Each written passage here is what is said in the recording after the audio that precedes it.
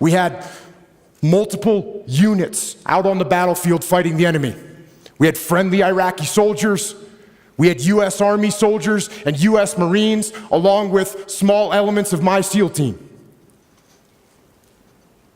And then the fog of war rolled in with its confusion and chaos and mayhem,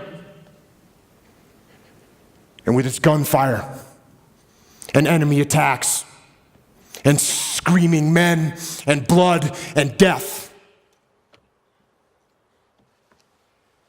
And in that fog of war, through a series of mistakes and human error and poor judgment and Murphy's Law and just plain bad luck, a horrendous firefight broke out. But this firefight, it wasn't between us and the enemy. This firefight, tragically, was between us and us.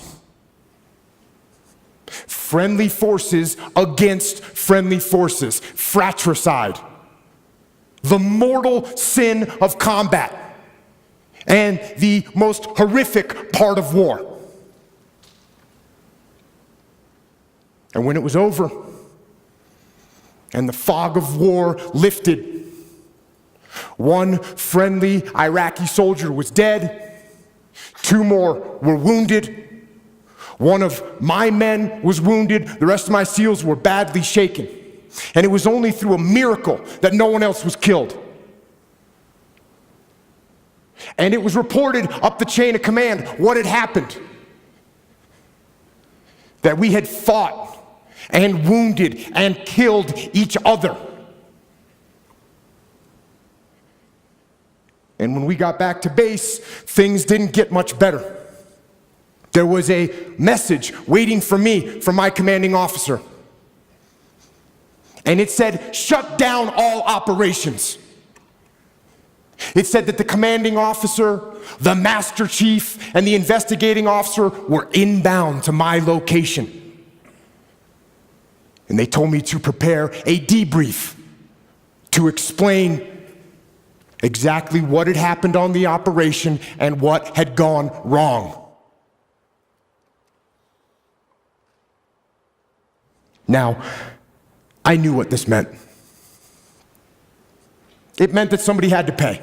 It meant that somebody had to be held accountable.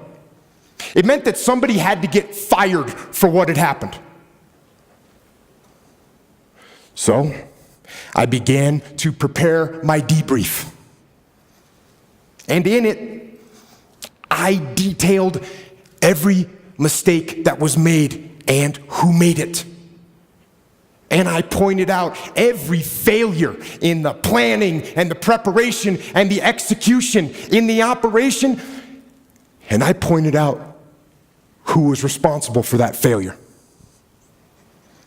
There was plenty of blame to go around. There were so many people that I could incriminate with guilt.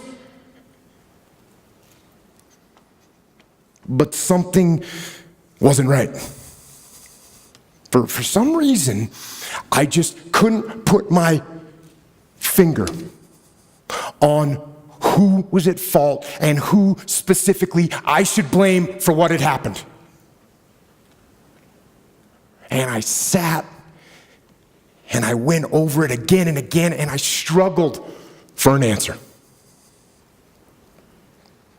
And then when I was about 10 minutes from starting the debrief, that answer came, and it hit me like a slap in the face. And I realized that there was only one person to blame for the confusion, only one person to blame for the wounded men, and only one person to blame for the dead Iraqi soldier. And I knew exactly who that person was. And with that knowledge, I walked into the debriefing room with my commanding officer, and the master chief and the investigating officer were sitting there waiting for me, along with the rest of my men, including my SEAL that had been wounded, who was sitting in the back of the room. with his head and his face all bandaged up. And I stood up before them and I asked them one simple question. Whose fault was this? One of my SEALs raised his hand and he said, it was my fault. I didn't keep control of the Iraqi soldiers I was with, and they left their designated sector, and that was the root of all these problems. And I said, no, it wasn't your fault. And then another SEAL raised his hand and said, it was my fault. I didn't pass our location over the radio fast enough so no one knew what building we were in, and that's what caused all this confusion. It was my fault. And I said, no, it wasn't your fault either.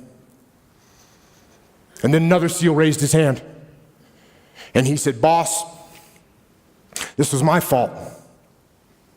I didn't properly identify my target, and I shot and killed that friendly Iraqi soldier. This was my fault. And I said, no, this wasn't your fault either. And it wasn't yours or yours or yours, I said as I pointed to the rest of the SEALs in the room. And then I told them that there was only one person at fault for what had happened. There was only one person to blame. And that person was me. I am the commander. I am the senior man on the battlefield, and I am responsible for everything that happens. Everything. And then I went on to explain to them some new tactics, techniques, and procedures that we were going to implement to ensure that this kind of travesty never happened again. And I will tell you something, it hurt. It hurt my ego. It hurt my pride to take the blame. But I also knew that to maintain my integrity as a leader and as a man, I had to take responsibility. And in order to do that, I had to control my ego so that my ego did not control me. And you know what? I didn't get fired. In fact, my commanding officer, who had expected excuses and finger pointing, when I took responsibility, when I took ownership, he now trusted me even more. And my men, they didn't lose respect for me. Instead, they realized that I would never shirk responsibility. And I would never pass that heavy burden of command down the chain and onto them. And you know what? They had the same attitude. Unlike a team where no one takes ownership of the problems and therefore the problems never get solved, with us, everyone took ownership of their mistakes. Everyone took ownership of the problems. And when a team takes ownership of its problems, the problems get solved. And that is true on the battlefield, it is true in business, and it is true in life. So I say, take ownership. Take extreme ownership. Don't make excuses. Don't blame any other person or any other thing. Get control of your ego. Don't hide your delicate pride from the truth. Take ownership of everything in your world, the good and the bad. Take ownership of your mistakes, take ownership of your shortfalls, take ownership of your problems, and then take ownership of the solutions that will get those problems solved. take ownership of your mission. Take ownership of your job, of your team, of your future, and take ownership of your life. And lead. Lead. Lead yourself and your team and the people in your life. Lead them all to victory.